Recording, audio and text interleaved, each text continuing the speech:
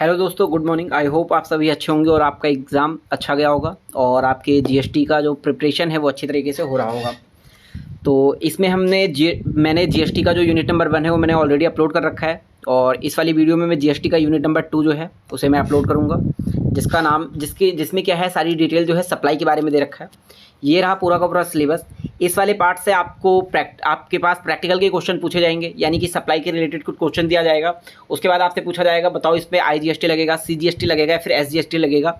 इस सभी चीज़ों से रिलेटेड आपके पास क्वेश्चन पूछे जाएंगे। तो अगर आप सभी को नोट्स चाहिए तो इसके लिए क्या करें, आप मेरा टेलीग्राम चैनल ज्वाइन कर सकते हैं। मैं लिंक जो है डिस्क्रिप्शन बॉक्स में, कमेंट बॉक्स में पिन कर दूंगा। एंड उसके साथ में ही मैंने इस PDF में कुछ क्वेश्चंस ऐड कर रखे हैं। ये रहे वो सारे के सारे क्वेश्चंस। कुछ टोटल 6 क्वेश्चन मैंने ऐड करके रखे हुए हैं और ये क्वेश्चन अलग अलग जगह से लिए गए हैं। कुछ तो CA के क्वेश्चन हैं इसमें सारे के सारे।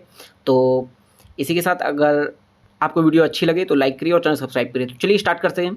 सबसे पहले हम बात करेंगे सप्लाई के बारे में। सप्लाई होता क्या है गुड्स एंड सर्विसेज टैक्स के अंदर।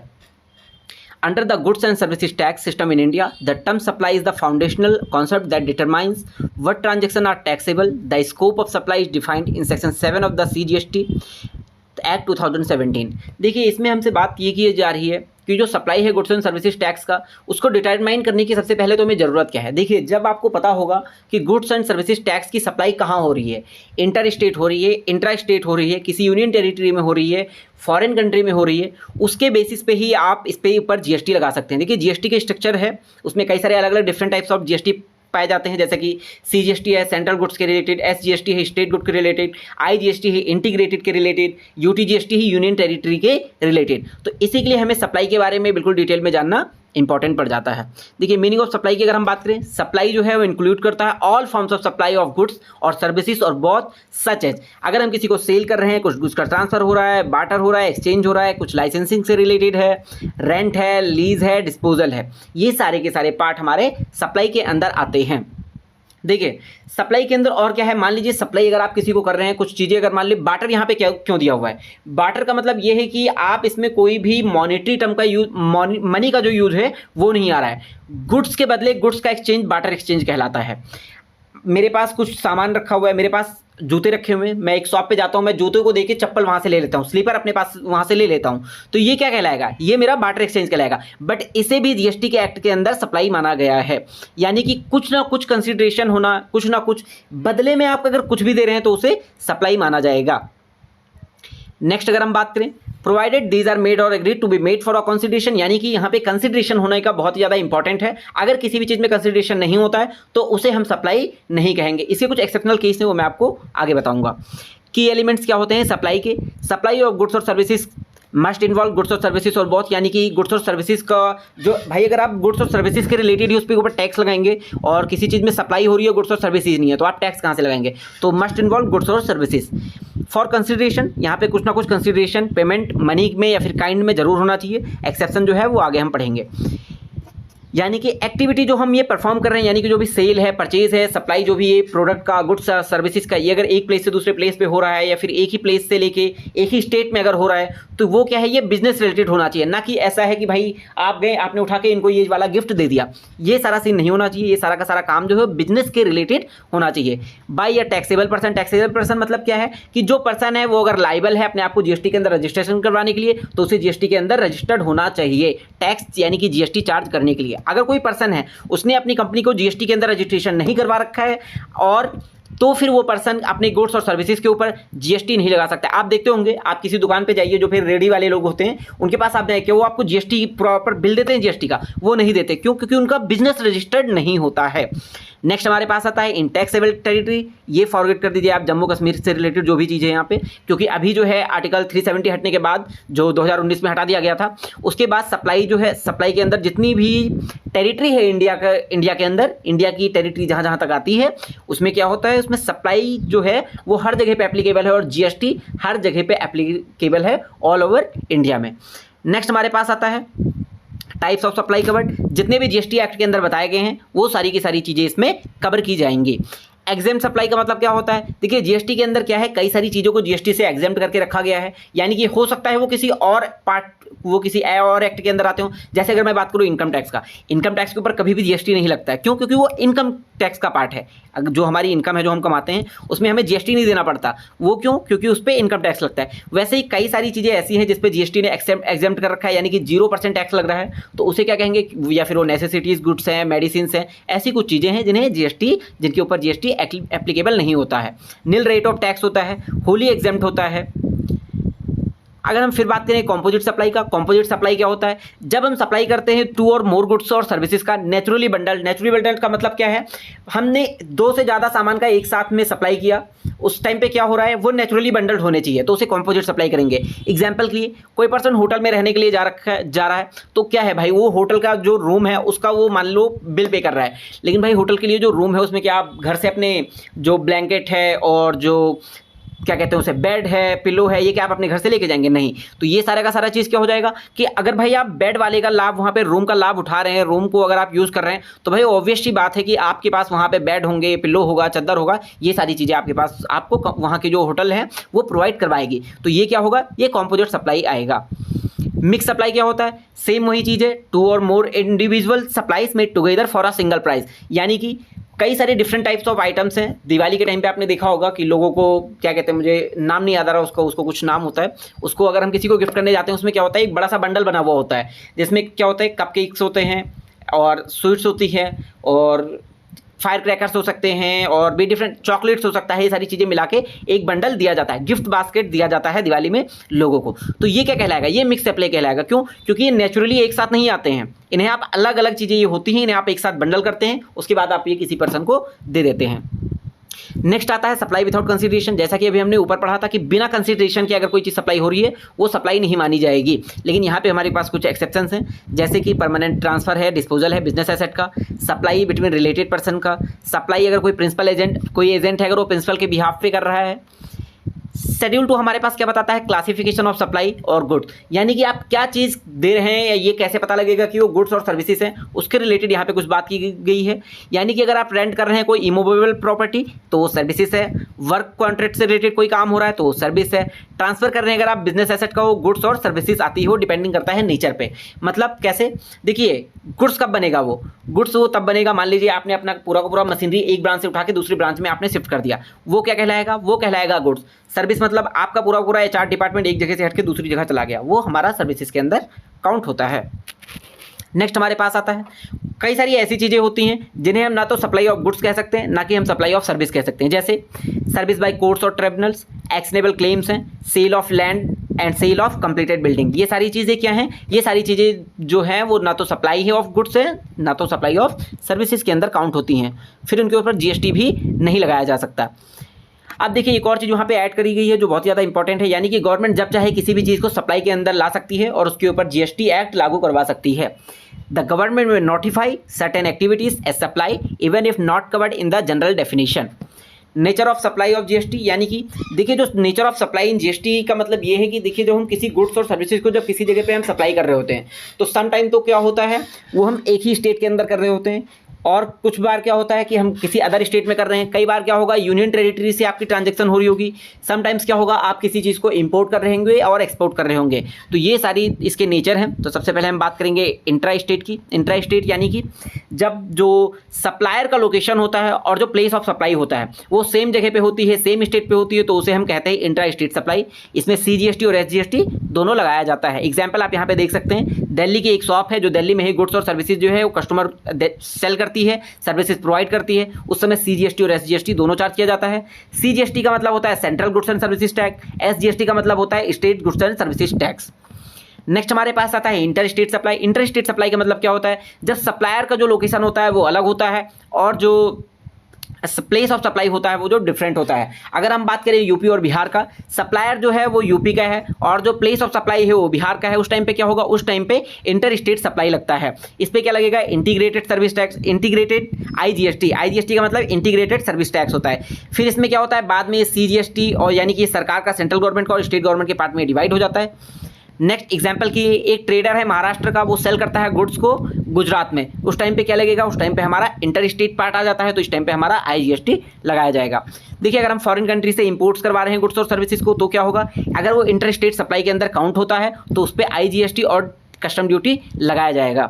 एग्जाम्पल के लिए अगर हम मशीनरी इंपोर्ट करवा रहे हैं जर्मनी से, तो IGST और कस्टम ड्यूटी लगता है। नेक्स्ट हमारे पास आता है export of goods and services, यानी कि हम यहाँ से किसी फॉरेन कंट्री को भेज रहे हैं, तो क्या होगा, तो भी ये इंटर स्टेट सप्लाई के अंदर काउंट होगा। जीरो रेटेड सप्लाई है तो नो GST चार्ज, यानी कि कोई भी GST चार्ज नहीं किया जाएगा उसके ऊपर। एग्जाम्पल के लिए a textile manufacture in India export garment to the UK, यानी कि अगर कोई टेक्सटाइल मैन्युफैक्चर है इंडिया के अंदर, तो अगर वो गारमेंट्स सप्लाई कर रहा है UK में, तो उसके ऊपर कोई भी GST चार्ज नहीं की जाएगी और उसे इनपुट टैक्स क्रेडिट का जो क्लेम होता है उसे अलाउ कर दिया जाएगा। देन आता है सप्लाई टू और बाय SEZ। SEZ का मतलब क्या होता है, SEZ का मतलब होता है स्पेशल इकोनॉमिक जोन। ये ट्रीट कैसे किया जाएगा, ये इंटर स्टेट सप्लाई के थ्रू ट्रीट किया जाएगा और ये जीरो रेटेड होते हैं। एग्जाम्पल के लिए अगर हम सप्लाई करते हैं सॉफ्टवेयर सर्विसेज का from SEZ unit from Bangalore, तो IGST राउट होगा, लेकिन ये जीरो रेटेड पे माना जाता है। ये समरी टेबल मैंने आपको दे रखा है, अगर आप इसको पढ़ते हैं तो ऊपर की जितने भी कॉम्प्लिकेटेड चीज़ें हैं वो आपको बहुत ही ज़्यादा इजी लैंग्वेज में पता लग जाएगी। अभी आप मतलब अगर आपको मेरी स्पीड जो है तेज़ लग रही होगी, तो आप YouTube के थ्रू जाके आप मेरी स्पीड को कम भी कर सकते हैं और उसके बाद आप ये वीडियो देख सकते हैं। देखिए उसके बाद हमारे पास आता है इंटरनेट सप्लाई, वही चीज़ हमारे पास वापस से बात की जा रही है। मीनिंग क्या होता है, सप्लाई ऑफ गुड्स और services is called internet supply when location of supplier is same and the place of supply is same. Tax applicable IGST होता है, इंटीग्रेटेड GST, यानी कि जो डिफरेंट स्टेट में है, डीलर है दिल्ली का, सेल कर रहा है मशीनरी पंजाब में, उस टाइम पे इंपोर्ट के टाइम पे एक बिजनेस इंपोर्ट्स करता है सॉफ्टवेयर फ्रॉम द US से। एक्सपोर्ट के टाइम पे एक गारमेंट एक्सपोर्टर है जो कि इंडिया का जो सेल करता है गुड्स को UK के अंदर। देन हमारे पास आता है इंट्रा स्टेट, यानी कि प्लेस ऑफ सप्लाई जो है वो सेम रहेगी और जो सप्लायर होगा वो भी सेम प्लेस का होगा। उस टाइम पे क्या होगा, इंट्रा स्टेट लगाया जाता है। इट इज़ नॉट सप्लाई, इसमें क्या एप्लीकेबल होगा, इसमें CGST और SGST लगाया जाता है। एग्जाम्पल के लिए सेम स्टेट है, एक क्लॉथ रिटेलर है मुंबई के अंदर, वो सेल करता है कस्टमर को मुंबई के अंदर ही वो फैब्रिक को सेल करता है। कंपैरिजन टेबल यहाँ पे दे रखा है, क्राइटेरिया क्या है, इंटर स्टेट सप्लाई है, इंट्रा स्टेट सप्लाई है, उन सभी के बेसिस पे, लोकेशन ऑफ सप्लायर के बेसिस पे डिपेंड करता है। टैक्स एप्लीकेबल कौन कौन सा होगा, SEZ इन्वॉल्वमेंट के ऊपर क्या होगा। एग्जाम्पल यहाँ पे दे रखा है, अगर शॉप है दिल्ली में, सेल कर रहा है दिल्ली में, तो क्या होगा, वो इंट्रा स्टेट होगा। शॉप है दिल्ली में, सेल कर रहा है हरियाणा में, तो क्या होगा, उस टाइम पे हमारे पास IGST लगाया जाता है। और ये वाला पार्ट क्या कहलाएगा, ये हमारा इंटर स्टेट का पार्ट माना जाता है।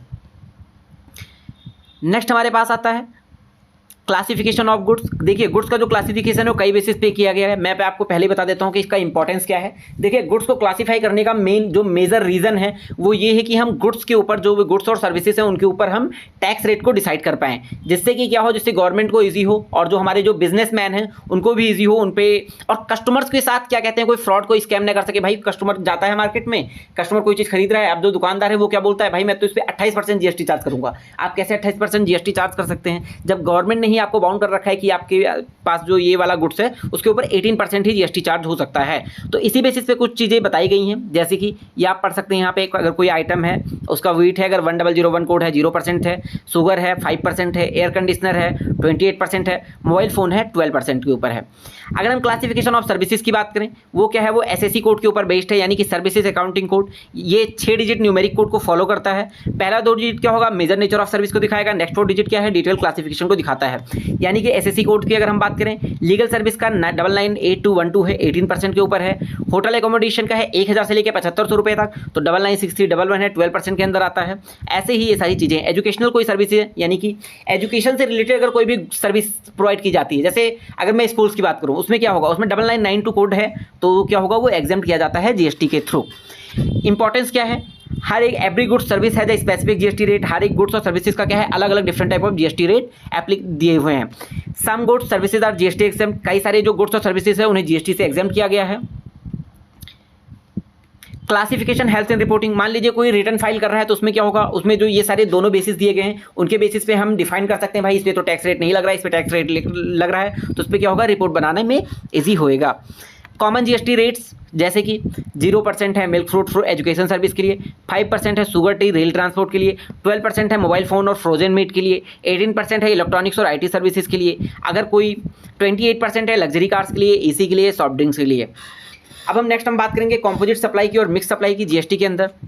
ये कॉन्सेप्ट आपको हेल्प करेंगे कि कितना जीएसटी रेट लगेगा, और मान लीजिए अगर कोई मल्टीपल गुड्स लग रहा है तो उसके ऊपर जीएसटी रेट कितना चार्ज होएगा। तो सबसे पहले हम बात करेंगे कॉम्पोजिट सप्लाई का, जो section 2 subsection 30 of CGST act cover करता है। सबसे पहले हमारे पास डेफिनेशन आएगा, a composite supply the supply of 2 और मोर गुड्स और services that are naturally bundled. Composite supply का मतलब क्या होता है, जब हम 2 या फिर 2 से अधिक जो गुड्स और सर्विसेज होता है उनका जो हम सप्लाई करते हैं और वो नेचुरल बंडल्ड होते हैं तो वो हमारा कॉम्पोजिट गुड कहलाएंगे। Supply together in the ordinary course of business, हम इन्हें एक साथ में सप्लाई करते हैं। One of which is a principal supply, जिसमें से एक क्या होगा, प्रिंसिपल सप्लाई होगा, और अदर क्या होगा, एक प्रिंसिपल के साथ में कुछ चीज़ें उस पे साथ में दी जाएंगी। यानी कि अगर हम बात करें होटल के, अगर आप जाते हैं तो आप क्या लेते हैं, आप रूम लेते हैं, लेकिन रूम के साथ में आपको बेड मिलता है, स्नैक्स मिलते हैं, ब्रेकफास्ट मिलता है, वहाँ पे आप वाटर सर्विसेज का उनका यूज़ करते हैं, वहाँ पे डिफरेंट टाइप ऑफ जो एक्सेसरीज वहाँ पे पड़ी हुई होती हैं, गीज़र हो गया, फ्रिज हो गया, ये सारी चीज़ें आप यूज़ करते हैं। तो उसमें क्या हुआ, प्रिंसिपल क्या हुआ, प्रिंसिपल आपका जो होटल का रूम है वो आपका प्रिंसिपल माना जाएगा। अब देखिए टैक्स ट्रीटमेंट क्या होगा, GST rate of the principal supply is applied, यानी कि जो भी प्रिंसिपल वाला गुड्स और सर्विसेज होगा उसी पे, उसके ऊपर जितना टैक्स रेट लगेगा वही ओवरऑल चीज़ों के ऊपर लगाया जाएगा। यानी कि sale of mobile phone with charger है, मोबाइल फ़ोन की अगर हम बात करें, मोबाइल फ़ोन का एक रेट जो चल रहा है वो 12% चल रहा है। Hotel room with complimentary breakfast, hotel का एकोमोडेशन की अगर हम बात करें तो 12% है। Transportation of goods with insurance, transportation service की अगर हम बात करें तो ट्रांसपोर्ट सर्विस रेट लगेगा। Air travel with in flight meal, air travel की बात करें, air travel GST rate applicable होगा। ये फ्लाइट मील के ऊपर भी एयर ट्रैवल का ही जीएसटी रेट एप्लीकेबल होगा। यहाँ पे क्या है, sale of phone with mobile charger है ना, तो यहाँ पे मोबाइल के ऊपर अगर 12% लग रहा है तो चार्जर के ऊपर भी 12% टैक्स यानी कि जीएसटी रेट एप्लीकेबल होगा। नेक्स्ट हमारे पास आता है मिक्स सप्लाई का पार्ट। मिक्स सप्लाई का मतलब क्या होता है, अब mix supply the supply of 2 और more individual supplies made together for a single price which are not naturally bundled. देखिए जब कोई 2 या फिर 2 से जो अधिक जो चीज़ें हैं अगर हम उन्हें सप्लाई कर रहे हैं, उनको हम सेल कर रहे हैं, सर्विसेज किसी को प्रोवाइड कर रहे हैं, उस टाइम पे क्या कहा जाएगा, अगर वो नेचुरली बंडल्ड नहीं है, यानी कि ये डिफरेंट चीज़ें थी, आपने उन्हें समअप करके एक बना दिया। जैसे आप देखते होंगे दिवाली के टाइम पे क्या होता है, एक बकेट गिफ्ट आपके घर पे आता है जिसमें चॉकलेट, मिठाई और डिफरेंट चीज़ें, फायर क्रैकर्स और सारी चीज़ें रखी हुई होती हैं, तो उसे हम क्या कहेंगे, उसे हम कहेंगे mix supply. Not naturally bundle, वो नेचुरली बंडल नहीं होते। इसके अंदर GST can be supplied independently, यानी कि टैक्स ट्रीटमेंट क्या होगा, ये इंडिपेंडेंटली अप्लाई होगा। Highest rate item GST applies on. Diwali gift की अगर हम बात करें, अगर परफ्यूम के ऊपर 28% लग रहा है तो 28% एंटर वैल्यू पे लगेगा। कॉम्बो पैक ऑफ शर्ट है 5% का और रिस्ट वॉच का है 18% का, तो 18% जो है वो सभी के ऊपर लगाया जाएगा। अब यहाँ पे कंपैरिजन टेबल दे रखा है, इसको आप पढ़ सकते हैं, जिसमें आपको बहुत ही ज़्यादा इसलिए आप इस सारे कॉन्सेप्ट को समझ पाएंगे जो भी ऊपर बताया है। क्विक टिप है एग्जाम के लिए, अगर आप इसे याद रखना चाहते हैं, कॉम्पोजिट का मतलब क्या होता है, नेचुरली बंडल होते हैं, प्रिंसिपल सप्लाई रेट का लगता है, मिक्स क्या होता है, ये आर्टिफिशियल कॉम्बो होता है, हाईएस्ट रेट लगाया जाता है। टॉपिक हमारे पास आता है कॉम्पोजिशन लेवी स्कीम। इसका मतलब क्या होता है, जैसे कि आप सभी को पता होगा कि इंडिया के अंदर डिफरेंट टाइप्स ऑफ बिजनेसमैन भी होते हैं, यानी कि एक है जो जिनका टर्नओवर बहुत सारा है, 5 करोड़, 6 करोड़, 10 करोड़, 50 करोड़, 1000 करोड़, अलग अलग डिफरेंट उनके पास उनके रेट का टर्नओवर होता है। वहीं दूसरी ओर क्या है, हमारे पास कुछ छोटे बिजनेसमैन हैं जिनका टर्नओवर 40 लाख, 50 लाख, 60 लाख, 70 लाख, 80 लाख इतना ही होता है।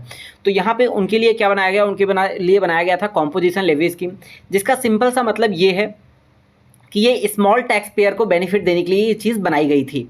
यानी कि स्मॉल टैक्स पेयर जो होते हैं, देखो एक तो नॉर्मल टैक्स पेयर हो गया, नॉर्मल जीएसटी फाइलर हो गए, लेकिन एक क्या होते हैं, नॉर्मल के अंदर भी स्मॉल आते हैं। नॉर्मल मतलब क्या है, कोई भी बिजनेस कर रहा है उसके अंदर स्मॉल का मतलब क्या होगा, नॉर्मल के अंदर जो छोटे लोग हैं उनके लिए कॉम्पोजिशन लेवी स्कीम बनाया गया था। देखिए इसका मेन पर्पज़ क्या था, इसका मेन पर्पज़ था कि टैक्स बेस पेइंग जो मैकेनिज्म है उसको सेट करना, जो हमारे स्मॉल टैक्स पेयर हैं। और ऐसा इसलिए बनाया गया क्योंकि ये बहुत ज़्यादा सिंपल है, इसमें जो रूल्स रेगुलेशंस है वो थोड़े से कम है, यानी कि इन बिजनेसमैन को कंप्लायंस रूल्स रेगुलेशंस को ज़्यादा फॉलो करने की जरूरत नहीं है, क्योंकि इसमें रूल्स और रेगुलेशंस कम है। अब यहाँ पे लिमिट क्या बताई गई है, लिमिट है एक तो है गुड्स के लिए, एक है सर्विसेज के लिए। गुड्स के लिए अगर हम बात करें तो अगर 1.5 करोड़ तक है तो आप इस स्कीम के अंदर आएंगे। सर्विसेज के अंदर अगर हम बात करें तो अगर सर्विसेज आपका है, रेस्टोरेंट को छोड़ के अगर कोई भी सर्विसेज के अंदर अगर आपका बिजनेस इन्वॉल्वमेंट है तो 50 लाख रुपए तक होगा। और अगर रेस्टोरेंट की बात करें तो फिर 1.5 करोड़ का है, और अगर आप रेस्टोरेंट को छोड़ के बाकी कोई भी सर्विस की बात करें तो उसमें 50 लाख का टर्नओवर माना गया है। गुड्स के लिए 1.5 करोड़ तक का टर्नओवर माना गया है। अब क्या है, यहाँ पे कुछ स्पेशल कैटेगरी स्टेट्स भी बनाए गए हैं, जिसमें कि क्या है, अगर हम जम्मू कश्मीर और यूनाइटेड उत्तराखंड है उसकी अगर हम बात करें तो वहाँ पे 1 करोड़ का जो टर्नओवर है उसको माना गया है। और बाकी सभी के लिए जो थ्रेशोल्ड लिमिट दी गई है वो 75 लाख की दी गई है। यहाँ पे कुछ एलिजिबिलिटी दिया गया है, मैंने यहाँ पे प्रॉपर मेंशन कर दिया, आप इसको देख सकते हैं और पढ़ सकते हैं। टैक्स रेट यहाँ पे दिया गया है कॉम्पोजिशन स्कीम के अंडर, इसे आप डिटेल में पढ़ लीजिएगा। मैन्युफैक्चर के लिए, ट्रेडर्स के लिए, रेस्टोरेंट के लिए, अदर सर्विसेज जो भी होते हैं उनके लिए।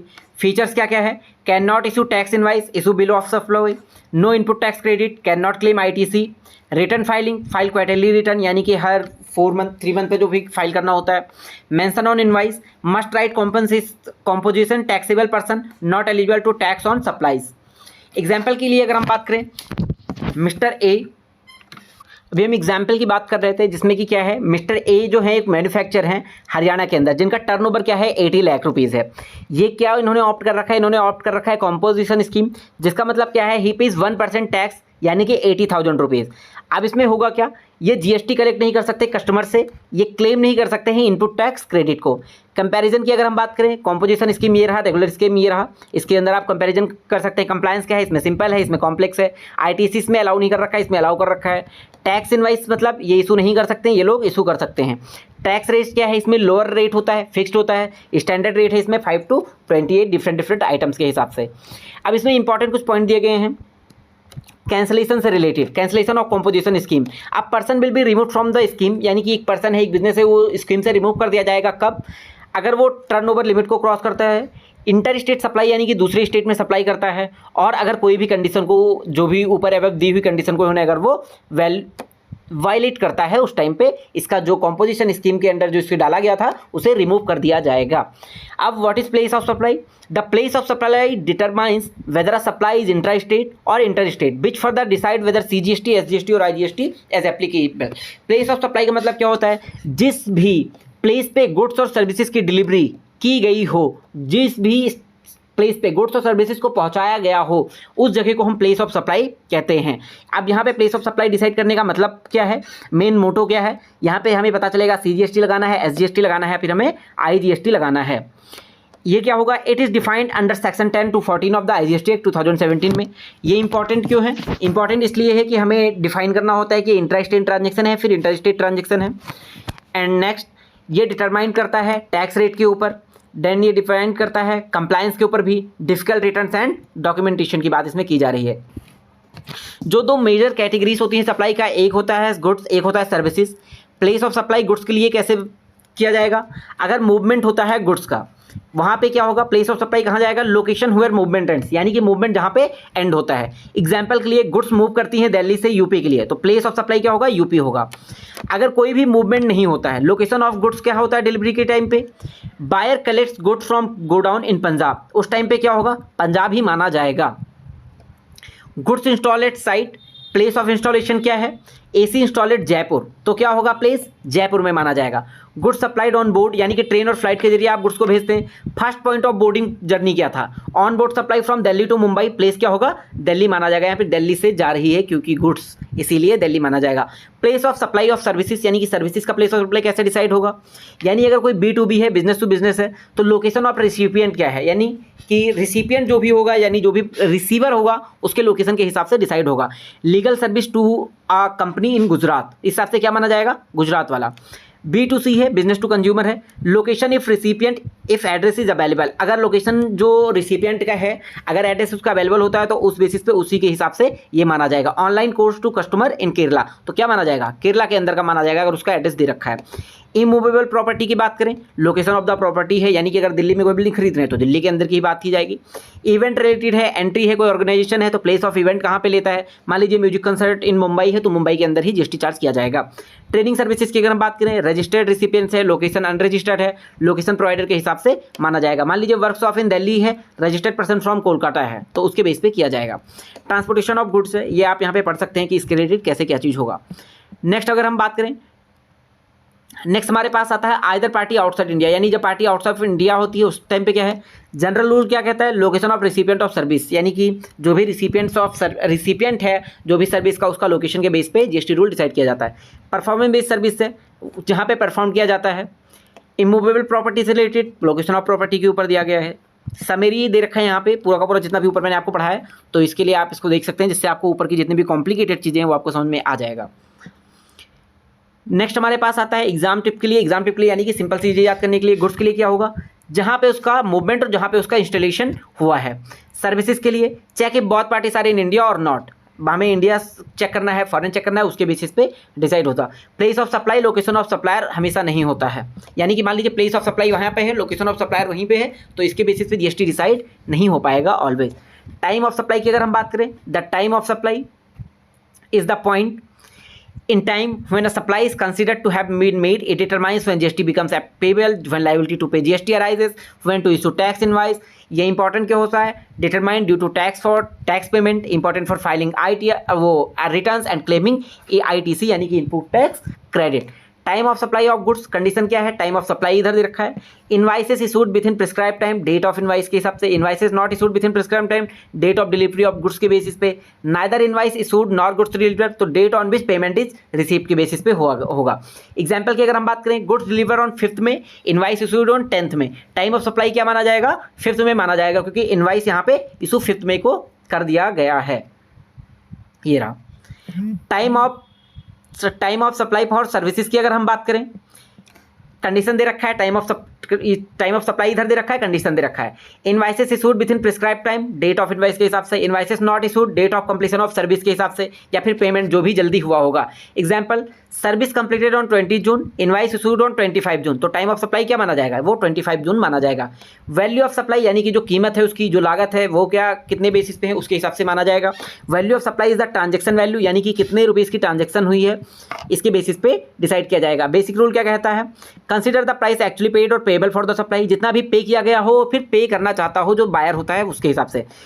अगर include any amount charges by supplier to buyer, अगर कोई भी अमाउंट चार्ज किया जाता है सप्लायर के थ्रू बायर को, तो वो भी इंक्लूड किया जाएगा। एक्सक्लूड करेंगे जीएसटी वाले अमाउंट को। इंक्लूड इंसिडेंटल एक्सपेंसेस, टैक्सेस, फी, चार्जेस, अगर कोई भी बायर पे करता है सप्लायर को वो सारा इंक्लूडेड होगा। एक्सक्लूड क्या करेंगे, डिस्काउंट दिया जाएगा बिफोर टाइम ऑफ सप्लाई, अगर इनवाइस के अंदर दिखाएगा तभी इसको एक्सक्लूड किया जाएगा। एग्जाम्पल की अगर हम बात करें, इंक्लूड इन वैल्यू क्या है, एक्सप्लेनेशन इस साइड दिया गया है। Packing charges, charge by supplier, include किया जाएगा। Incidental expenses like transport, handling fees, ये सब भी। Subsidies link to price provided by government, ये सारी चीज़ें इसमें बात की जा रही है। Interest on delayed payment charge separately, इसको सेपरेटली चार्ज किया जाएगा। Examples of value exclusion, GST amount है, tax is calculated on value only. Trade discount है, सप्लाई के पहले, डिस्काउंट गिवन बिफोर सप्लाई के हिसाब से है। डिस्काउंट गिवन आफ्टर सप्लाई, ये क्या है, ये if notified in GST law के ऊपर होगा तभी उस पर जीएसटी लगाया जाएगा। समरी टेबल है, आप इसको पढ़ सकते हैं। अब हम बात करेंगे प्रैक्टिकल क्वेश्चंस के ऊपर, यानी कि कुछ क्वेश्चन है, कुछ कॉन्सेप्ट है यहाँ पे जिसके ऊपर से आप समझ सकते हैं। जितने भी हमने ये चैप्टर के अंदर यूनिट नंबर 2 पढ़ा है उसके बेसिस पे आप ये क्वेश्चन सॉल्व कर सकते हैं। तो मैं क्वेश्चन पढ़ देता हूँ, फिर मैं सॉल्यूशन पढ़ दूंगा, देन आप उसे समझ के कर लीजिएगा। Meghraj and company wishes to commence the business of supplying readymade garments within Punjab and in the neighboring states of Delhi and Haryana. Kindly state as to what is taxable event under GST and leviability of CGST, SGST, UTGST and IGST on the same. यानी कि solution की अगर हम बात करें, taxable event under SGST supply of goods और services और both. CGST and SGST, UTGST will be levied on intra state supplies, IGST will be levied on inter state supplies. Concept number 2 हमारे पास है, Damodar private limited registered कहाँ पे है, दिल्ली में, has transferred some goods to its branch registered in West Bengal. सबसे पहले ये क्या हो गया, ये हमारे पास आया है यहाँ पे इंटर स्टेट का concept. So that the goods can be sold from the branch, the goods have been transferred without any consideration, यानी कोई भी कंसिडरेशन नहीं दी गई है। तो हमने ऊपर पढ़ा था, अगर हम किसी एक एसेट को, जो ब्रांच का एसेट होता है, अगर हम किसी दूसरे ब्रांच में ट्रांसफर कर रहे होते हैं, अगर कोई भी कंसिडरेशन नहीं दी जा रही, फिर भी उसे हम सप्लाई के अंदर काउंट करेंगे। The company believes that the transaction undertaken by it does not qualify as supply as no consideration is involved. Ascertain whether the transfer of goods by Damodar Private Limited to its branch office qualifies as supply. अब देखिए solution के हिसाब से, as per schedule 1, supply of goods और services और both between related person और between distinct person as specified in section 25 when made in the course or furtherance of business is deemed as supply even if made without consideration. यहाँ पे क्या है, focus point क्या है, made without consideration, फिर भी उसे सप्लाई माना जाएगा। In the given case, since the Damodar Private Limited and its branch located in another state are distinct persons, supply of goods between them qualifies as supply, तो फिर इस पे GST charges लगाया जाएगा। इसी के हिसाब से मैंने 3rd क्वेश्चन है, 4 है, 5 है, 6 है, आप इसको डिटेल में पढ़ सकते हैं और समझ सकते हैं। अगर कोई भी प्रॉब्लम हो किसी चीज़ से रिलेटेड तो आप कमेंट कर दीजिएगा। अगर मुझसे कोई मिस्टेक हुई हो इस वीडियो के अंदर तो आप कमेंट कर दीजिएगा, मैं उसे रेक्टिफाई करूँगा, मैं उसे इंप्रूव करूँगा और अपना फीडबैक जरूर दे दीजिएगा। और मैं यूनिट नंबर 3, 4, 5 ऐसे ही अपलोड कर दूँगा, उसमें कुछ बेसिक क्वेश्चन मैं ऐड करूँगा जिसकी वजह से आपकी प्रैक्टिस अच्छी हो पाए। और अगर आप एग्ज़ाम में अच्छे मार्क्स स्कोर करना चाहते हैं तो आप वीडियोज़ देखिए, नोट्स पढ़िए, लेकिन साथ में आप प्लीज़ कम से कम 10 to 15 क्वेश्चन हर यूनिट के सॉल्व कर लीजिए, क्योंकि बहुत सारे यूनिट ऐसे हैं जीएसटी के अंदर जिसमें से आपसे केवल प्रैक्टिकल क्वेश्चन ही पूछे जाएंगे। तो इसी के साथ अब हम मिलते हैं नेक्स्ट वीडियो में यूनिट नंबर 3 में, जिसमें हम कंप्लीट करेंगे देन यूनिट नंबर 3, 4 एंड 5। और अगर आप सभी को नोट चाहिए तो मेरा टेलीग्राम चैनल ज्वाइन करिएगा और चैनल को सब्सक्राइब करिएगा प्लीज़, और अपना फीडबैक जरूर डालिएगा और चैनल को सब्सक्राइब कर दीजिएगा please. Thank you so much.